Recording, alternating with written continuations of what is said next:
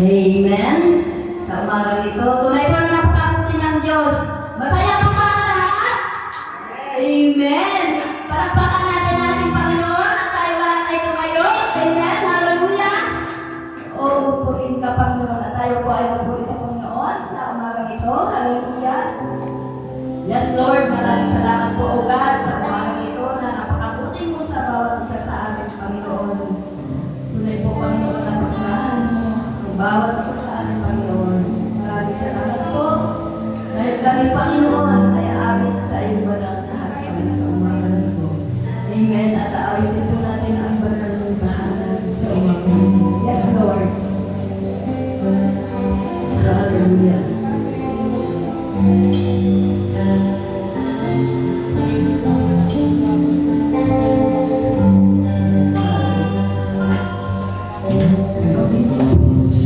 Oh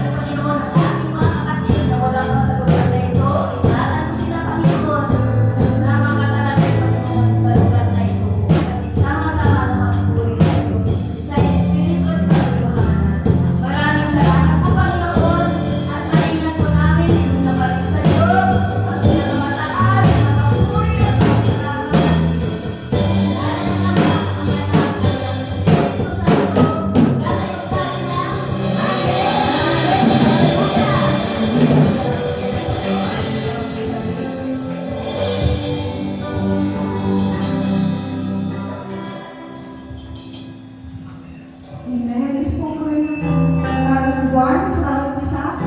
Tapos ito, tayo nagpuli sa Kanya, tayo lumapit. Tayo lumapit para magpuli sa Kanya. Patuloy natin siyang kapilain sa amin. Mari po natin pakawalan. Diyos.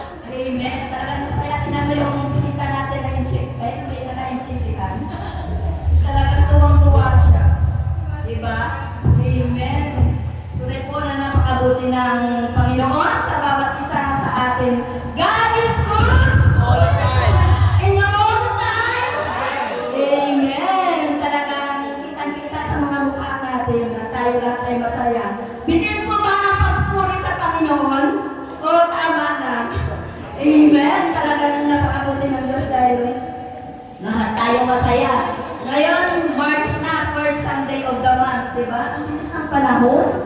Biruin mo, malapit na naman ang Pasko. Ay, hindi, mahal na araw pa lang muna. Amen. At sa umagang ito, tayo po lahat ay magpapasalamat sa Panginoon sa lahat ng mga kabutihan niya, pagsubok man yan, tagumpay. Tayo po ay magpasalamat sa Panginoon. Sino po ang una?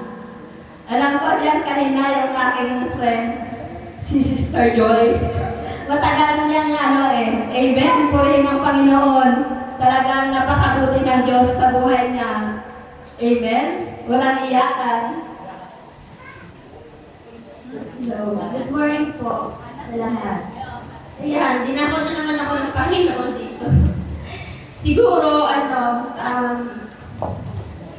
kailangan ko ulit bumalik kasi medyo maraming araw, buwan na din akong hindi nakakabalik. Dahil siguro sinusubok ulit. Yan.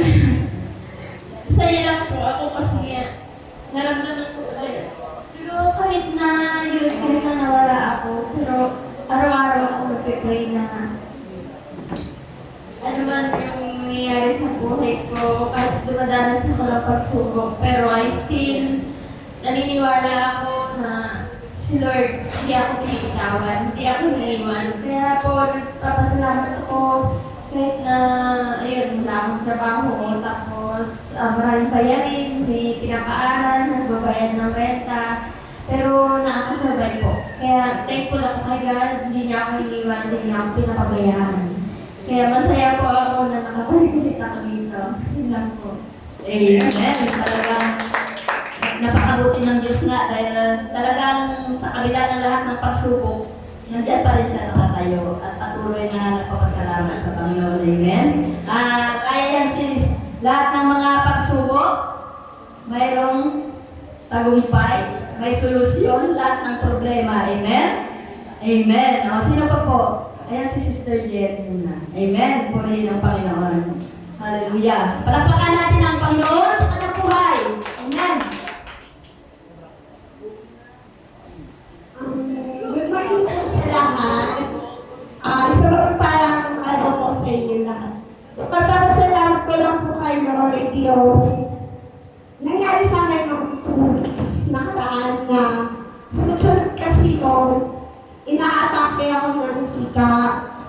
Yung aalis ako ng bahay, okay ako.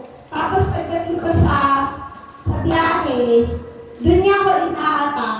Kasi siguro sa sobrang lamig ng aircon, hindi ko kaya. Pero thanks Lord, dahil hindi mo ako pinagabayaan sa mga ganong sitwasyon. Yun lamang po. At sa aming visitors, na Chinese, nihaw po. Amen. Talagang iniingatan tayo ng Panginoon. Ano ba saan na tayo pupunta, kasama natin ang Panginoon at always pray na talagang ang Panginoon ay kasama natin sa ating mga biyahe, sa ating buhay. Amen? Salamat sa Panginoon. Sino pa po? Amen. Si Pastor dito muna. Amen. Every puri na Panginoon at sa mga umaga. Ako'y nagagalak dahil dito tayo muli. At ang pinapasalamat ko lang po sa proteksyon na patuloy na pinagkaloob sa atin ng Panginoon. Noong po isang araw, ako'y dito ako natulog Pagbalik ko ng site, sakay pa lang ako ng elevator, may biglang tumawag sa akin. So, nakakabiglang balita, yung anak ko isa pala na aksidente. Balita ko po yan, wala akong ibang nasabi, Lord, bahala ka na sa anak ko. Kasi alam ko naman na hindi pa papayaan ni Lord dahil tayo titiwala. Subalit isang kahit gano'n nangyari na na-aksidente siya, so ang pinapasalamat ko, walang anumang damage yung gasgas lang talaga. So ngayon po ay nagpapagaling siya. Tuloy po siya ipapunta sana dito ng Manila. Nagpapupos lang naman yung motor. Nasangla kasi yung hospital yung anak niya. At nung matupos, kinuha niya yung motor, pagpawin niya naman ng araw, pinaksidente. Isang pinapasalamat ko sa Panginoon na kahit aksidente siya, nandun yung protection ni Lord, hindi niya pinabayaan. At yung mga pangailangan namin, so na-provide naman. At ako po'y nagagalak. Talagang napakabuti ng ating Diyos. Kaya sa mga kapatid, sabi nga, tayo lang yung magtiwala sa Panginoon. Sa mga ganyung sitwasyon na pagsubok at dumarating sa ating buhay, tanda natin ang Diyos namin. Nandiyan sa tabi natin. sapagkat wala pagsubok na pinahihintulot ng Diyos na hindi natin kaya. Pagkos sa kabila ng mga pagsubok ay lagi tayo lumapit sa Kanya dahil sabi nga, upang makita kung hanggang saan ang ating pananampalataya. Kaya salamat sa Panginoon, lagi po tayong lumapit at panghaling sa Kanya. Hindi po kami ng Diyos. Amen. Talagang napakabuti ng Diyos dahil walang nangyari sa Kanya. Amen. Talagang yung pag-iingat ng Diyos ay nandoon sa anak ni Pastor Lito. Amen. Tinatawag ang sister, Angel. Amen. Good morning sa ating lahat. Ang aking patutuloy po, yung tungkol sa aking kapatid ko. Yung last year, hospital siya, tungkol sa cancer. Cancerous po siya. And then, itong kapatid ko, panganay ko yun, mula sa Canada, dumiretso sa Baguio dahil doon na-diagnose ng cancer. And then, sa akin ako, nakatira ako sa pastoral house dahil siya na full ministry ako. Then, pagdating niya dito, pumunta ako doon sa bahay niya. Nung nandun sa Baguio, yun na-diagnose na cancerous po. Tapos, sa akin po, ang pananampalataya ko talaga, hinahawakan talaga yan po. Hindi ako nakiwin. Hindi ko yung pag-ganon-ganon. Hindi, panghawakan ko talaga yung promise ng Apo Diyos, yung promise ng Diyos ko. Sabi niya doon sa John 3:16, whosoever believes in Him should not perish, sabi niya. Tapos pagkaroon ng buhay, ang naniniwala at sumampalataya kay Jesus, sabi niya. And then, na nga po, dumating ang April and May, yun na nga po, nandun kami sa Baguio, sa BGS Hospital po. Pero tuon po, talagang serious ang kapatid ko po, na halos na kumakain na sa kanyang higaan, opo. Tapos yung kanyang lungs, ay nandun yung bukol po, kaya hindi pumasok yung tubig at saka yung pagkain niya. Doon sa Baguio, nakikita mo talaga puro words of God ang nakatatak doon, naka-paskin. Hindi ka na doon sa PG at sa Manila. Kasi hindi ako minsan yung mga ko. And then doon sa pagkakataon niyan po, na dahil hindi na makapasok yung kanyang pagkain, yung kanyang ay ninaan sa yung host po. Yung host na doon sa kanya. Ang pinakahawakan ko, Lord, sabi mo, meron kaming order sa langit. At pinakahawakan ko yun, ang aking pananampalataya. Lord, change mo ako. Palitan mo ang order sa langit pati. Pati yung liver niya. Kasi nandoon yung mga bukol. Tapos yun, after 1 week po, bumalik ng normal yung liver niya. Pati yung lungs niya po. Lumiit daw yung kanyang mga bukol.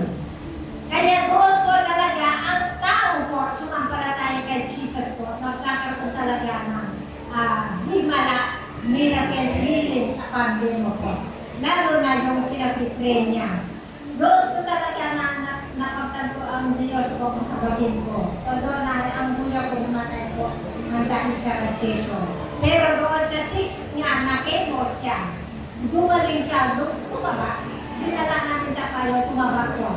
Pero nung na-radiation na doon na siya talaga po, nawala talaga. Dahil niligaw ng Satanas po, hindi ko sinamahan siya sa pagkibon. Yun lang po, dahil makita ng konti ng oras natin, so to God be all the glory po sa aming buhay, sa ating pananampalataya sa Diyos po. Magandang umaga sa ating mga. Amen. Talagang kinuha na siya ni Lord, talagang deserve na niya yun para siya ay hindi na mahirapan sa kanyang mga sakit. Sino pa? Ano?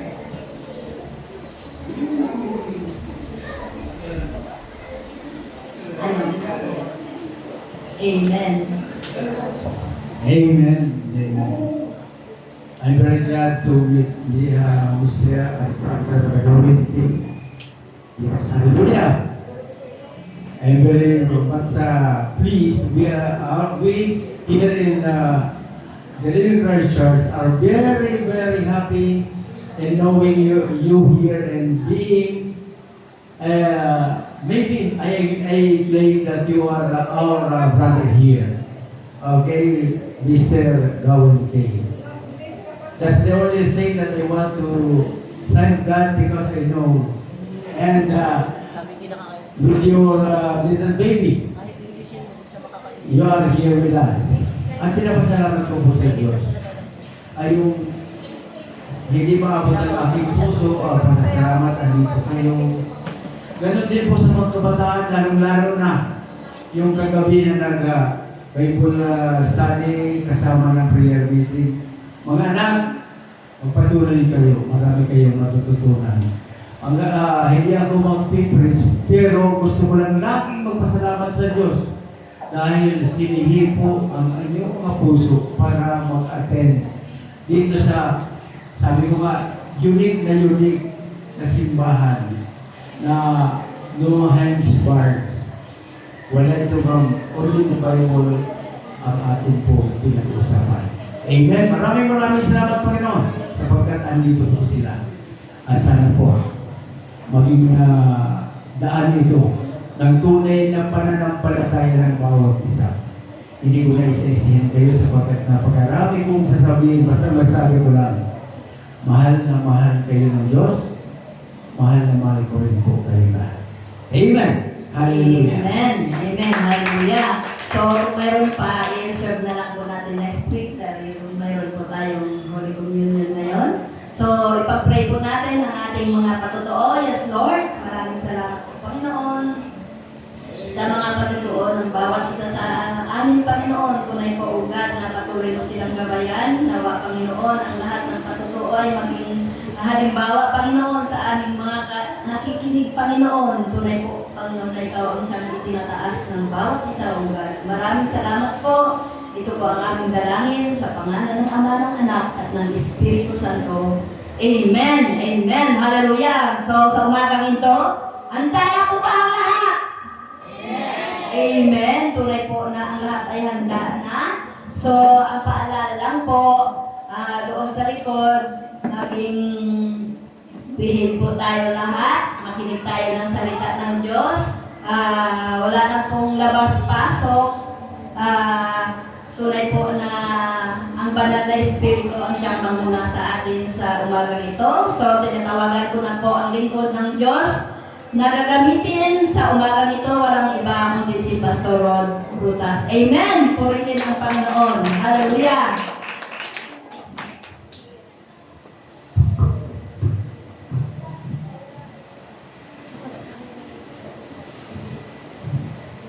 Lahat po ng masaya ay pumalakpak. Hallelujah. Lahat ng paksa ngayon, yung mystery. Kasi ang dalawa lang alam ng mga Kristyano, mission, ministry. Pero pagdating po ng huling panahon, mayroong tinatawag ng mystery. Ito ba yung hiwaga para sa lubos na pagpapagumpay. Kaya ngayon po, magsimula po tayo sa isang panalangin. Ang lahat ay panalangin para God.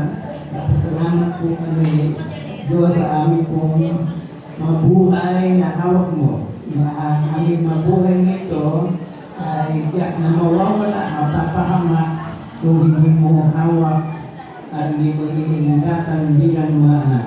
Pagkain po, Panginoon, ang lubing ko na sa oras na ito, maghahayag na mga kapahayagan para sa huling panahon kung saan ikaw ang aming kagalakan.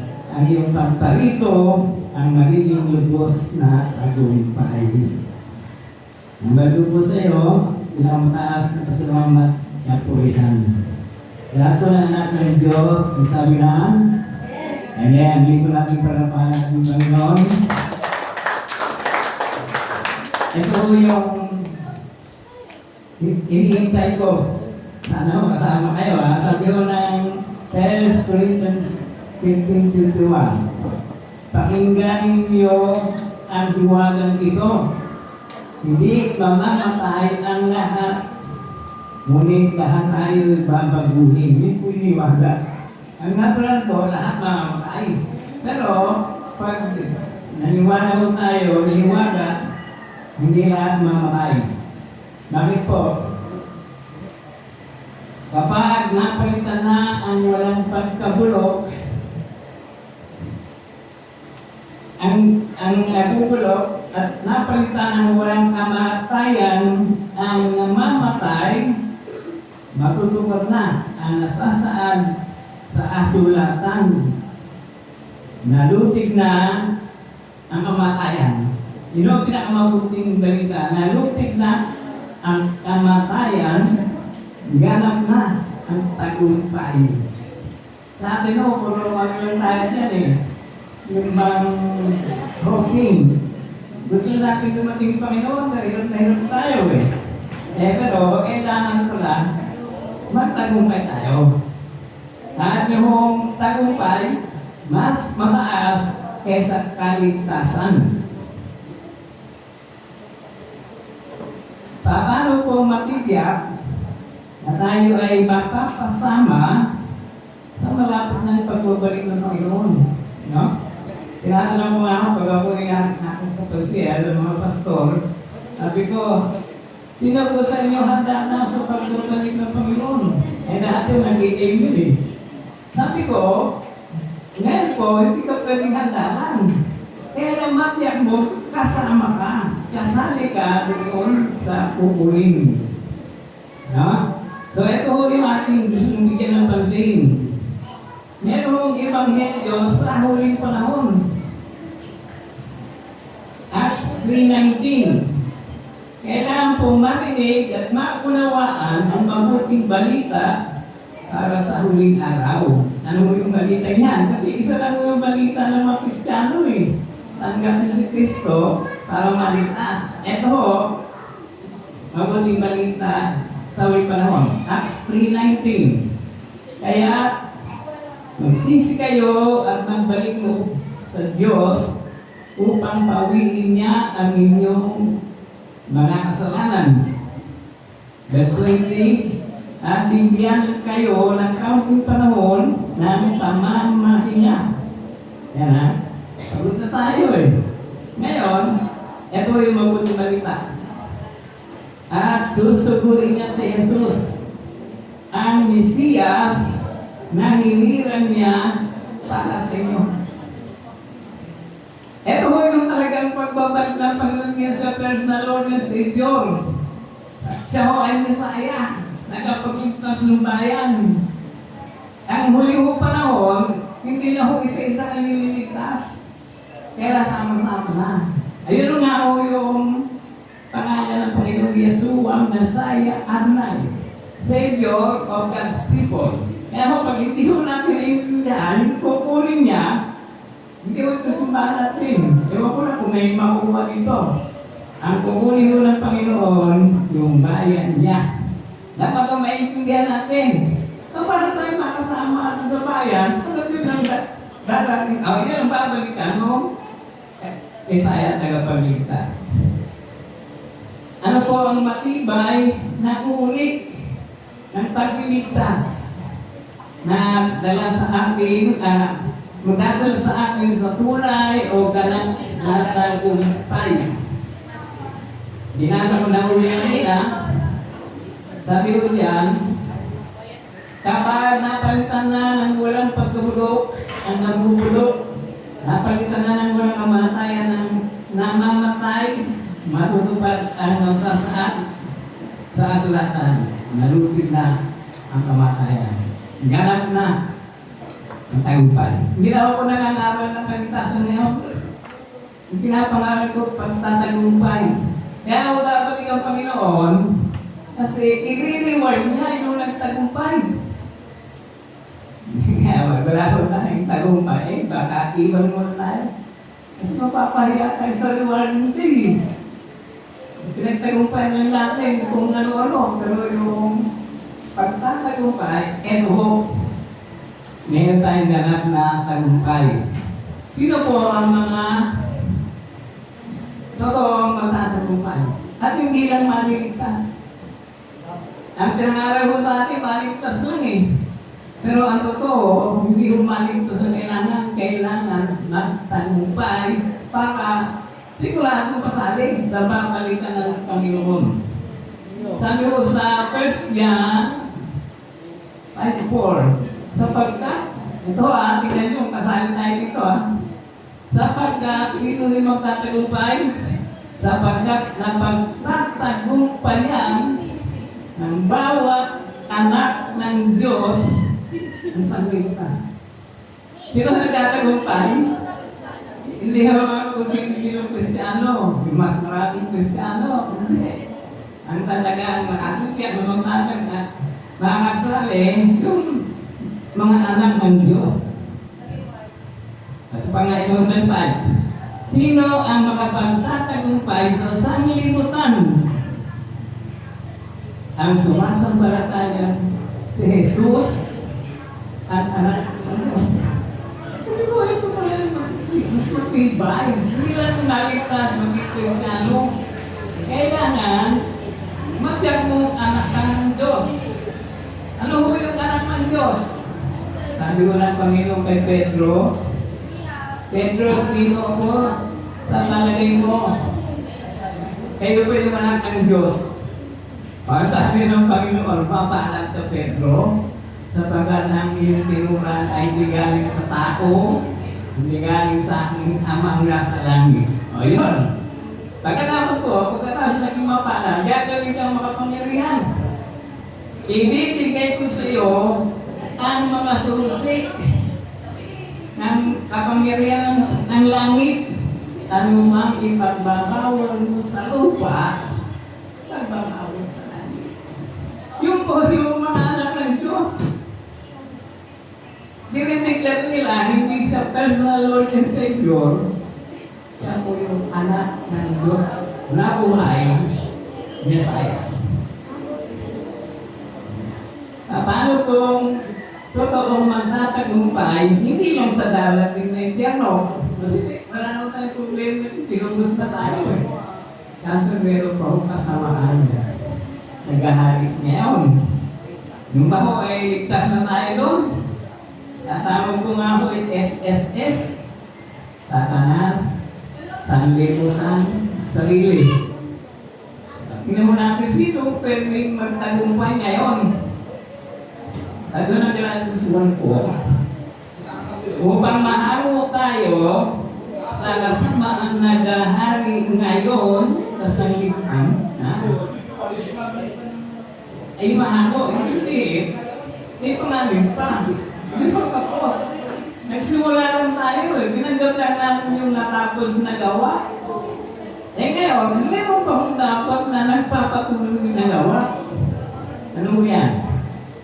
Inalay ni Heso Kristo ang kanyang buhay dahil sa ating kasalanan, dahil sa kalooban ng ating Diyos at Ama. Hindi pa ako tapusan. Kasi alam mo lang ito yung sumapangalan eh.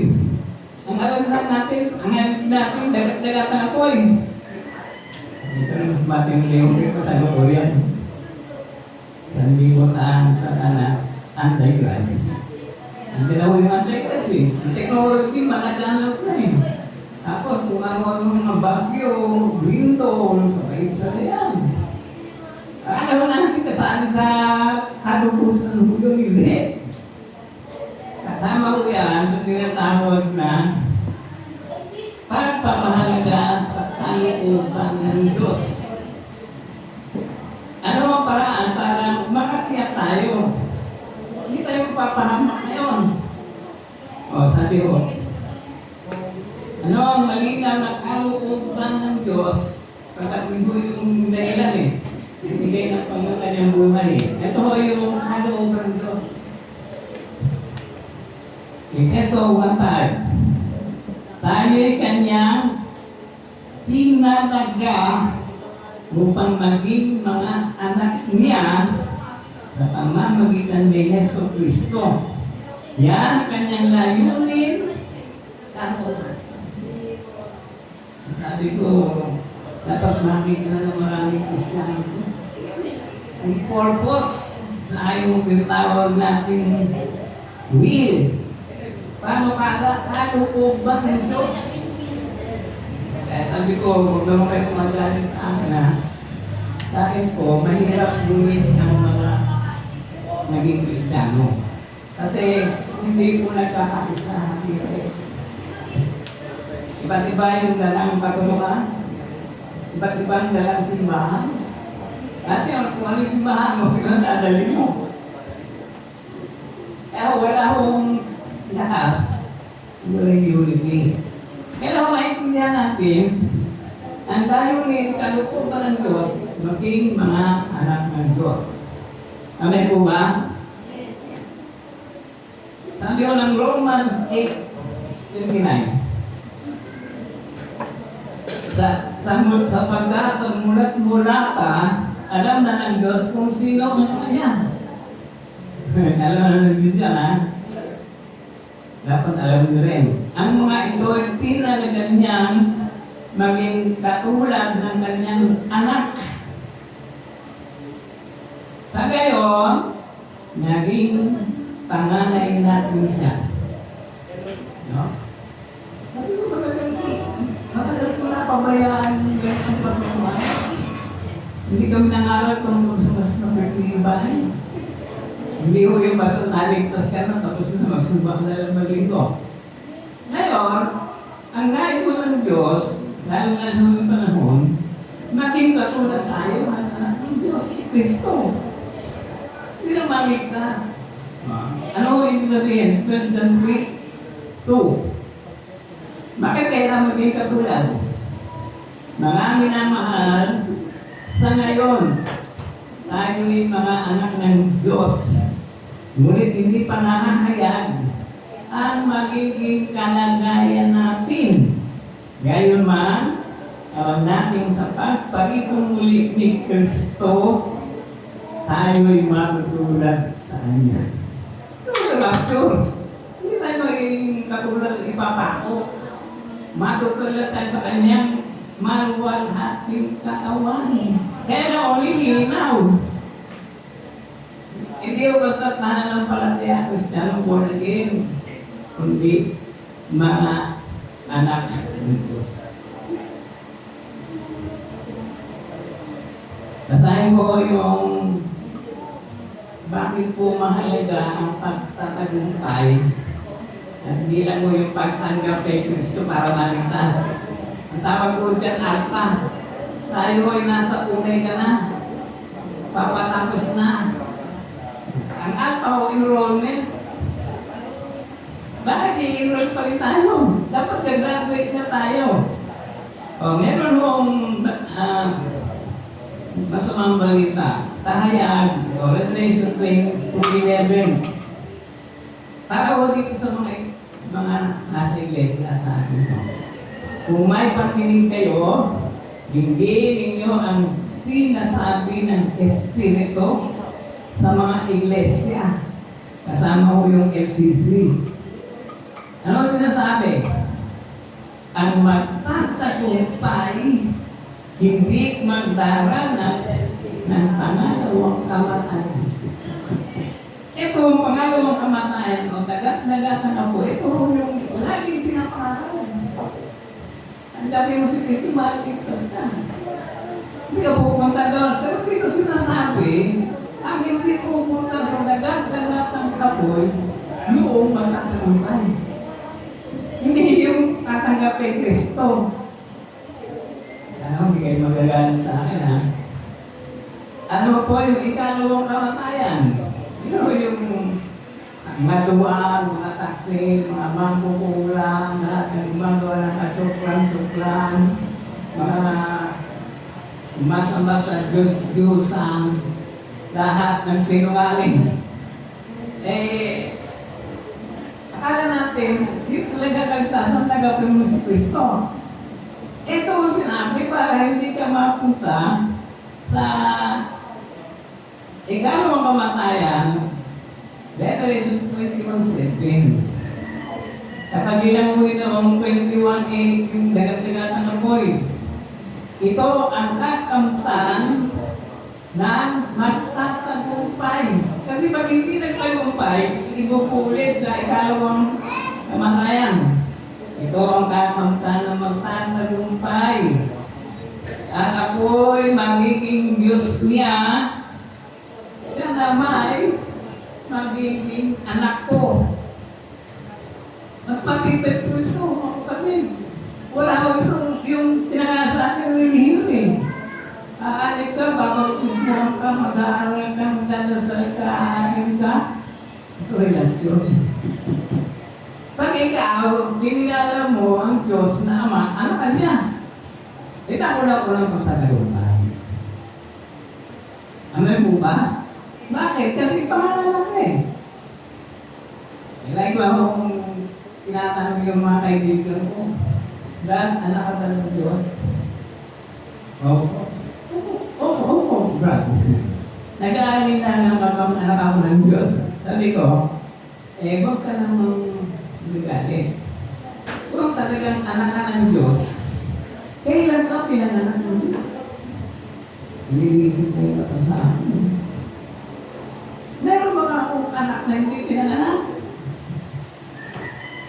Sabi ko, pag ikaw pinanganak, kapag ka lang ng mga Kristyano, pag ikaw naligtas, maglilingkod ka.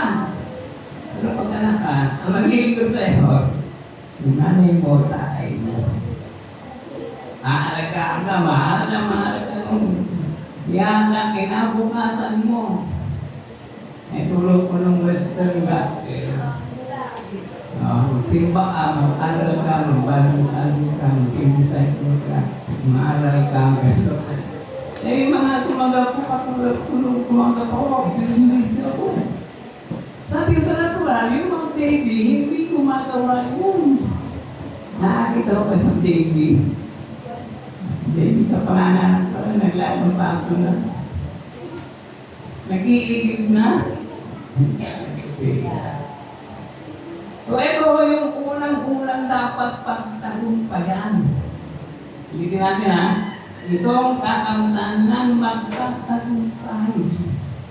Ako'y magiging Diyos niya, siya na may magiging ako.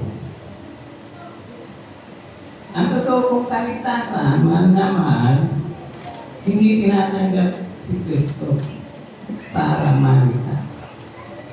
Kundi, ipanganak si Silang para maging. Nandiyan po ba kayo? Ang totoo kong dahilan, bakit nais ng Panginoon na pumasok sa ating buhay puso, no? Sa atin, maligtas pa rin yun eh. Nakakatok sa nila, no? Nakatayo ako sa labas ng tulungan, kumakatok. Kung di rin gininuman ang aking tinig at bubuksan ang pinto ng kanyang puso, aking papasok sa kanyang tahanan, magkakasalo kami kakain. Na? Bakit kung kahit nais ng Panginoon pumasok? O sasabihin ng mga Kristiyano, tayo, maliligtas ka sa samahan niya. Ito yung dahilan sa verse 21. Hindi ba, verse 20, susunod 21. O, sa 21, ang magtatagumpay. Uupong katabi ko sa aking luklukan. Kung paano ako'y nagtagumpay, nakaupo ngayon sa tabi ng aking amang sa kanyang luklukan. Hindi kayo talan yun. Tatagumpay. Kaya sabi ko, ganyan Panginoon eh. Babasa lang ng isang verse. Nagigit ka sa iba. Para magtugma. Ikatabi ko nila yung dahilan kung bakit siya papasok na siya pumasok para magtagumpay. Pinangaral sa akin kaligtas ng Sipir, hindi mo pinitira maligtas ka doon, hindi mo pinitira papasok doon. Ikaw, pinitira ka magtatagumpay, uupo kang katabi ni Kristo. Ganyan ba kayo? Paano po magiging anak? Yan ang pinakamahalagang mangyari ngayon sa mga Kristyano. Napakahirap mo ng mga Kristyano ngayon. Dahil sa Africa, may papakainis sila.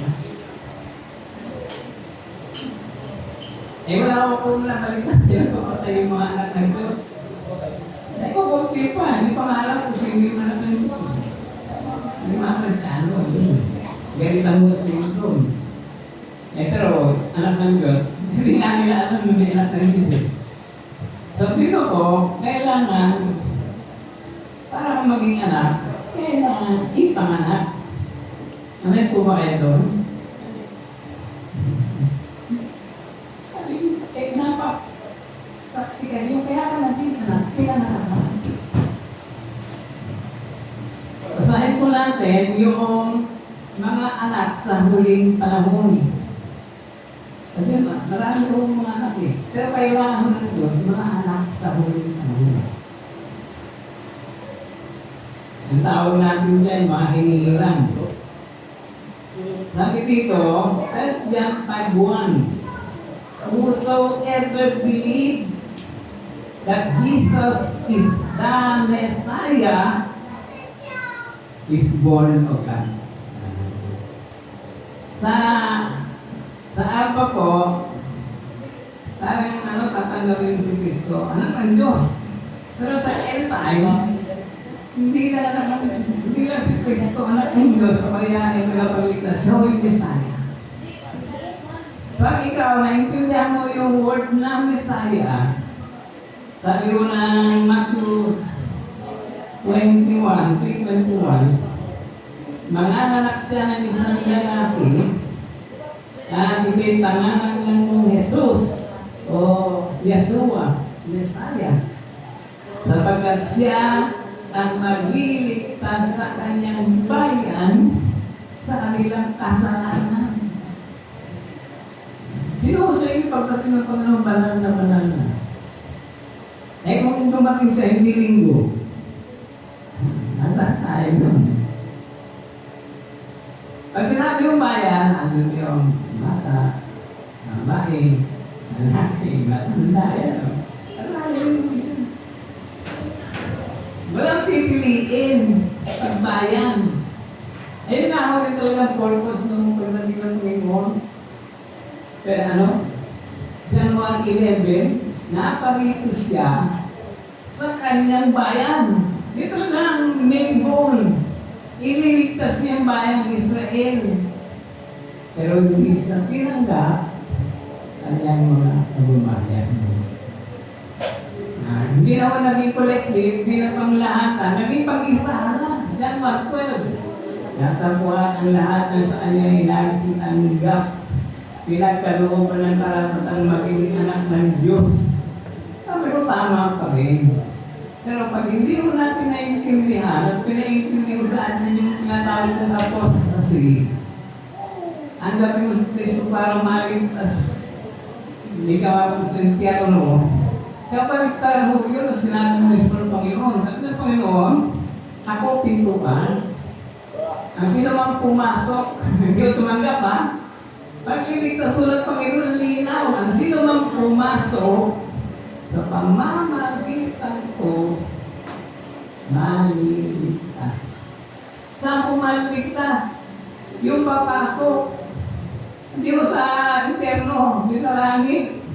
Sabi niya, naparito yung magnanakaw para manira ng wasak, pumatay. Di ba yun ang baroktong ng Janglin? Yan ay. Ngayon, ililigtas ka niya sa kasalukuyang panganib. Ayaw tulos natin ng mga Amerikano sa darating ko eh. Sagal tanong eh. Inahanalip ka ngayon, bakit ililigtas sa darating? Dapat pumasok po tayo. Para tayo magtas sa kasalukuyan. Binasa natin kanina.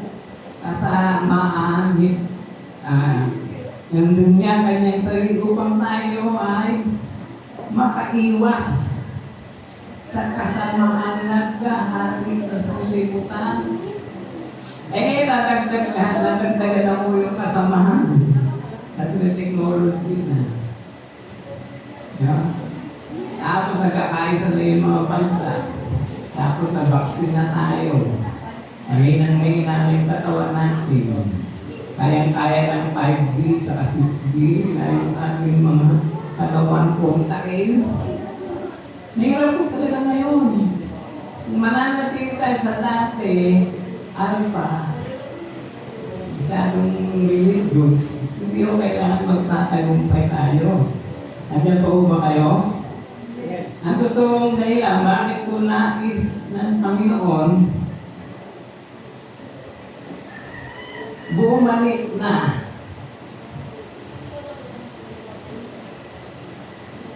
Kaya hindi siya makabalik, pagkakakaroon dito yung mga anak.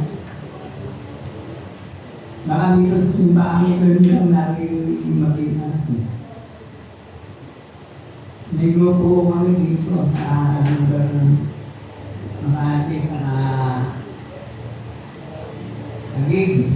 Tawag namin Eltan Eagle. Ako yung leader nila. Nang dumating sa amin ang katuroan ito, sinabi ko sa kanila, kaya parang gusto lang gusto maging mga tao. Ang ginawa ko nila, sabi ko, tawag yan, better news. Yung good news, maliligtas. Yung better news, magiging anak. Yung best news, Kristo gagaling sa akin. Eh, nasa good lang tayo. At nung panahon yun, mga kapatid, wala akong kakampi. Hanggang sa ngayon, hindi yan kakampi. 4 na akong kakampi ngayon. Number 1 si Apostol Pablo. Apostol Pablo, nung nakakita na, nag-board kasi siya, nakakita siya. Nag-iigas na ng isang propeta, naglag yung mga kanya. Tapos nagpunta sa sinagoga, nangaral siya. Ano pinangaral niya? Pinangaral niya, Kristo, anak ng Diyos. Si Pedro, naging mapalad, makapangyarihan. Anong declaration niya? Kayo po ang anak ng Diyos na buhay. Tapos si John, kalaligyan. Ang lahat ng kanya nanalig sumampaw kaya, binigyan ng kapangyarihan muling ng Diyos. Meron ako pang-4 na kampi. Yung nakita ko sa bibig kahapon,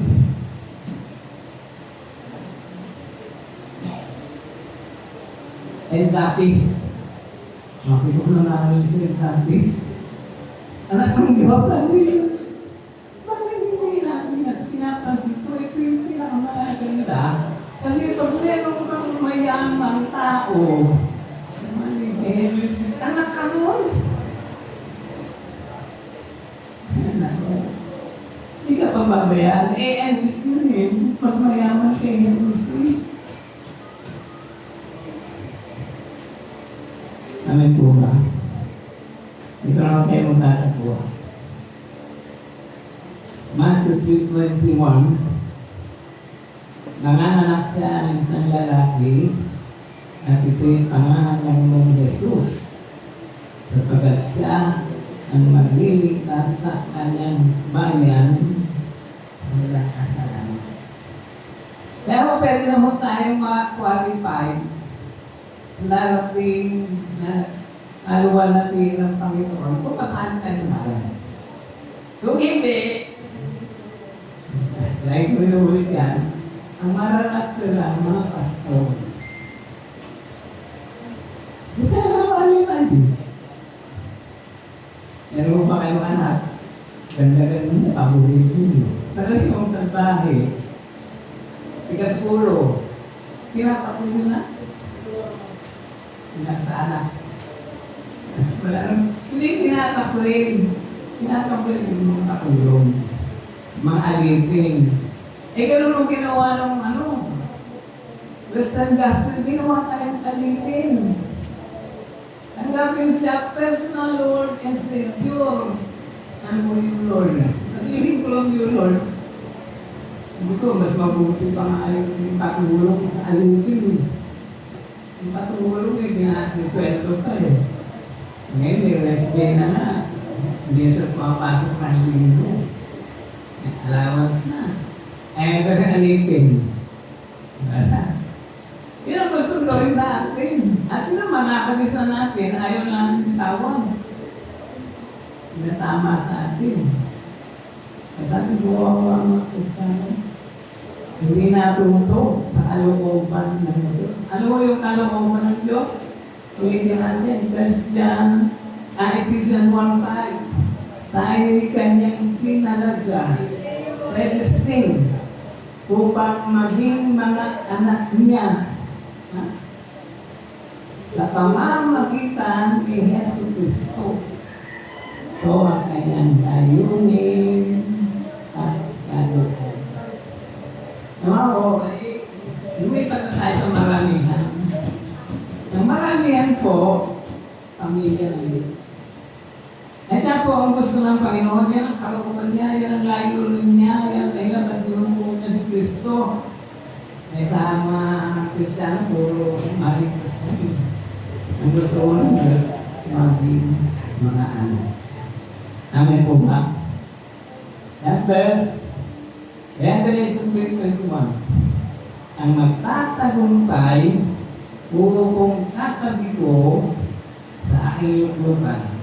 Kung paano ako'y nagtagumpay, nakaupo ngayon sa tabi ng aking ama sa ngayon. Dapat po natin ng Panginoon, tayo po lahat ay gumawa, ang hindi po natin sa sinangalan natin. At nasa mahuling panahon na po tayo, kawawa mga Kristiyano.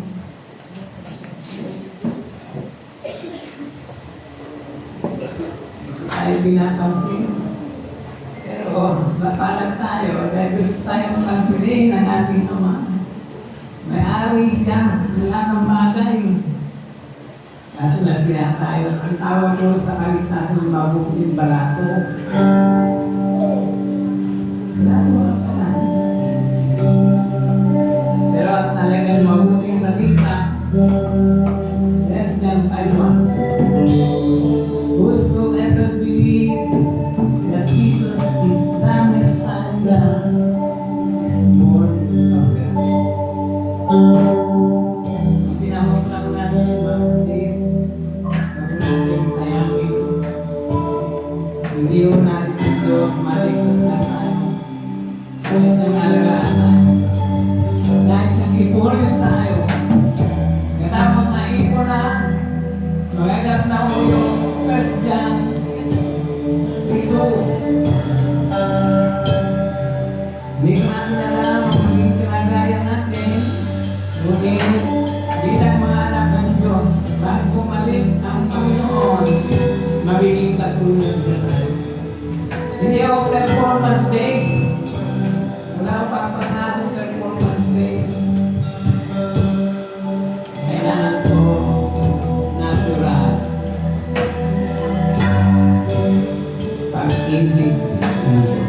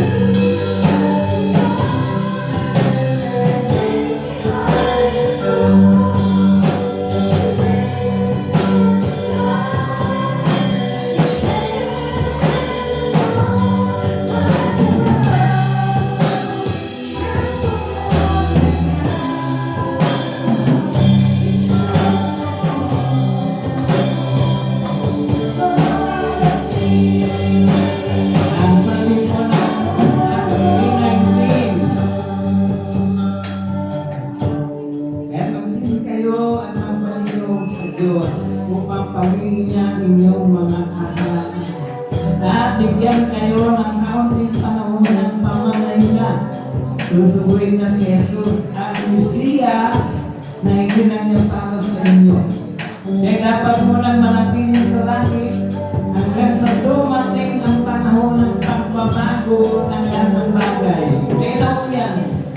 Dahil ng bago na yun. Gera, dilubyo, technology, lalo yan nagkaganap na. Ang panahon ng pagbabago sa lahat ng bagay ayon sa tinahayag sa Diyos pamamagitan ng kanyang mahal na propeta. Kaya ako sayang na hihinayan mo sa buhay ng mga Kristiyan. Binaya tayo. Nag-iinagligtas tayo. Pero yung aral ko ng mga apostol, katulad ni Juan, ni Pedro, ni Pablo, si Mama yan, at si Hernando, sila yan po kailangan. Na tayo po, mga kapatid, bibigyan po kayo ng lesson. Hindi na po kayo kailangan umayo. May technology na, pinipindot-pindot na lang. Ang pinaaral ko, parang kailan para susubok na lang. Iba na po panahon ngayon, papilisan na ngayon. At iba na po pinapangaral ngayon. Tawag Omega, end time, harvest. Tayo po yung nanangin ng Diyos na mga pamilya sa lahat. Tulungan niya po kami na kami makakita hindi lang pagbabago, kundi ng totoo, matibay na tuloy ng pagliligtas. Ito po ay ayon sa relasyon at nais mo. Hanggat nilalagyan mo na kami maging mga anak mo. At ito dahil namin, at sinuno mo kami tunay na anak. Kami, Panginoon, magiging mga anak. Pag pinagdat namin ang tunay na anak ng aming Panginoon. Hindi mo kami pamalayaan sa buhay nito. Kami magtiwala sa aming pananampalataya. Pinakalis na, pinag-aral. Magtiwala kami na minamahal mo kami. Nais mo kami alisin sa mga na panahon. Lahat mo na anak ng Diyos na sabi na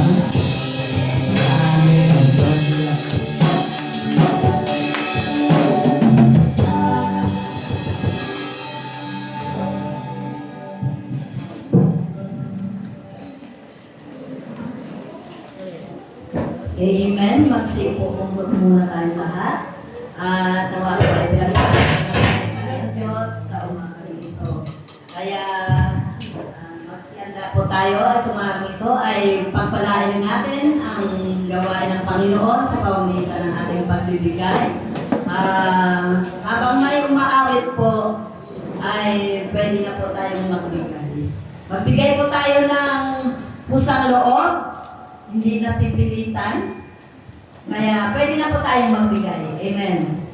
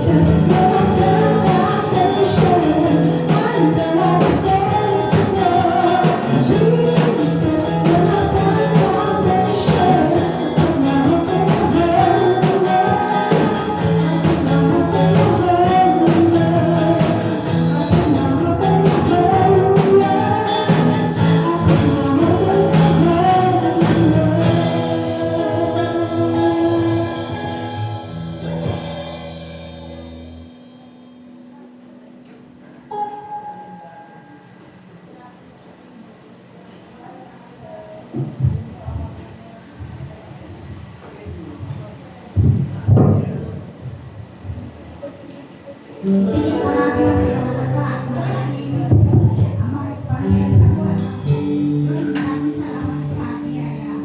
Lord, maraming salamat sa pinatulog.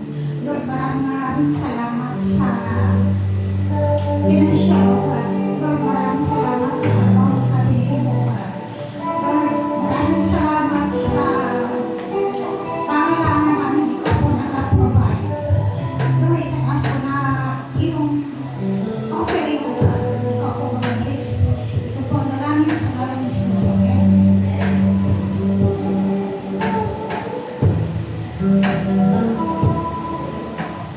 Amen.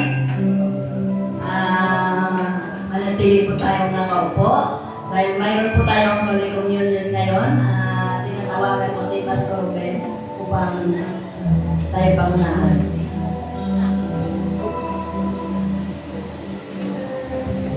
Thank you.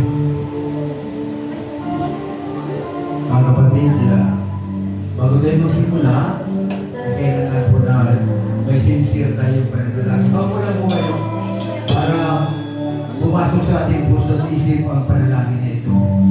Kailangan na natin yung upo. Yung upo po tayo, hinang pagkalang sa Diyos. Sa pangalan ng Ama, ng Anak, at ng Espiritu Santo. Amen. Ama namin Diyos, pinupuri ka namin at pinasasalamatan sa lahat ng mga biyaya na ipinagpapan ng mga pagpapalang pinagkakalog mo sa amin sa araw-araw. Salamat po sa panibagong buhay sa araw na ito. Pinagkalooban mo na naman kami ng panibagong pag-asa. Salamat po sa dakila at walang sukat ng pagmamahal sa amin. Dahil sa inyong patnubay, nagkaroon kami ng abot langit na kagalakan. Patnubayan po ninyo kami sa lahat ng aming patawarin po ninyo kami sa lahat ng aming makasalanan. Ituloy po ninyo ang aming mga pagkakamali upang marinig po ninyo ito ang aming madalangin at pasama. Narito po ang inyong mga anak at patuloy na sumusunod sa inyong kalooban. Nagkatipon po kami upang alalahanin ang Panginoon sa Kristo na pag-alin ng kanyang buhay upang ihandog sa sangkatauhan. Ama ng Diyos, hinihiling po namin ang inyong bendisyon sa aming matatanggaping tinapay. Simbolo ng katawan ng Panginoon sa Kristo at inyong insasalo na daan ng katutusan ng bagong tipan. Paspasan po ninyo ito sa pangalan ng Ama, ng Anak, at ng Espiritu Santo. Amen. Mahalin na po tayo tumayo.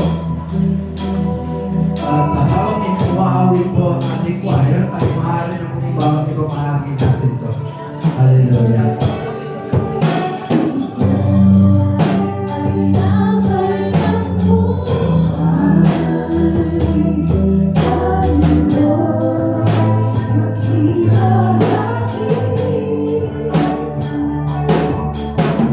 Oh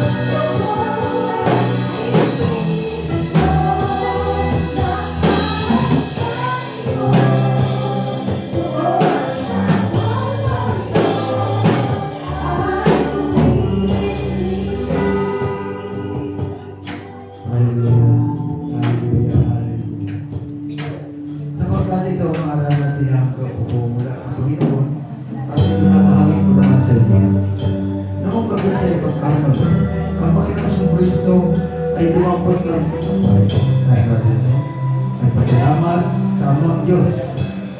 Pinagpiraso at sinabi, ito ang aking katawan na inahandog para sa inyo. Gawin ninyo ito sa pag-alaala sa akin. Kaya po. Yes, hallelujah. Matapos maghapunan, lumambot siya ng tao at sinabi, ito ang bagong tipan na pinagtitibay ng aking dugo. Tuloy inumin niyo ito, gawin niyo sa pag-alaala sa akin. Yes, yes, hallelujah. Maraming salamat po, Panginoon. At natupad na naman namin ang iyong kahilingan na alalahanin niyo lagi. Maraming salamat po, Ama, sa pangalan ng Ama ng Anak at ng Espiritu Santo. Amen. Amen.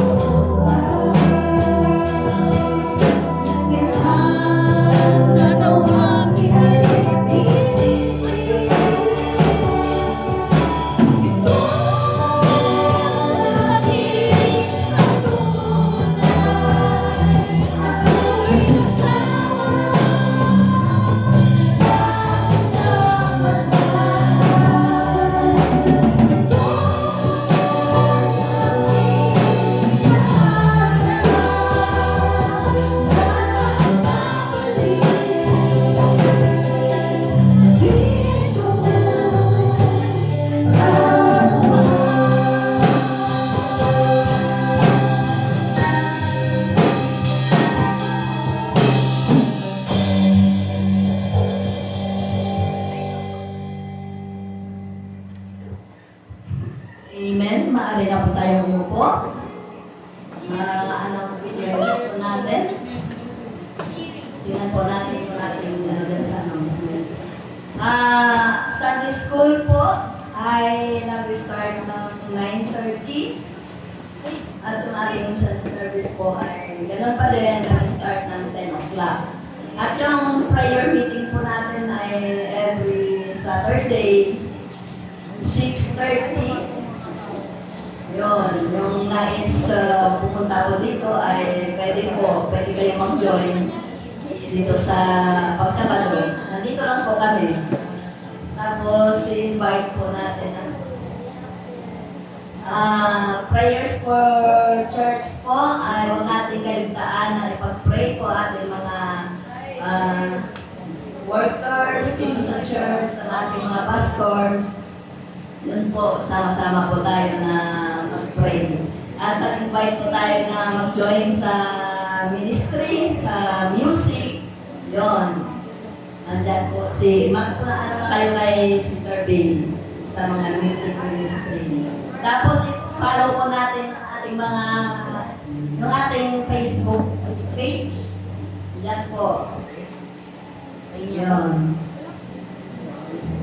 Yun, tapos, mayroon pa ba? Announcement. Mamaya po, after service, mayroon po tayong potluck. Huwag po muna tayong umuwi. Mayroon po tayong groupings muna, mga kababaihan, kalalakihan, mga kabataan. Pagkatapos po ay, mayroon po tayong kainan po. Amen?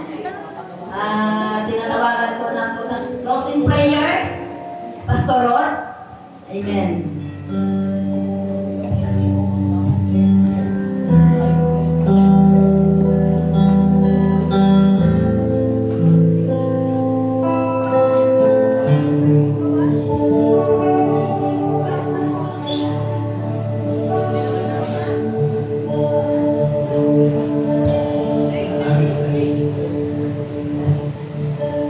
Gamitin muna natin to God be the glory. And balik ko natin muli ang